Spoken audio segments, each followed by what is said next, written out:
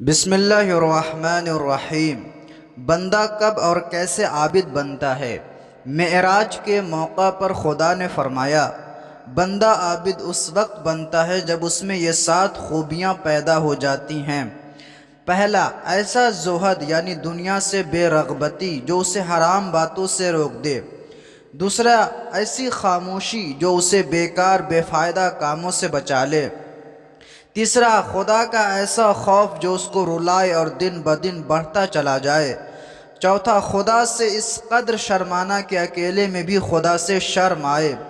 پانچواں، اتنا کم کھانا جو اس کے لیے ضروری ہو۔ چھٹا، کیونکہ میں خدا دنیا کو پسند نہیں کرتا، صرف اس لیے تو بھی دنیا کو پسند نہ کر۔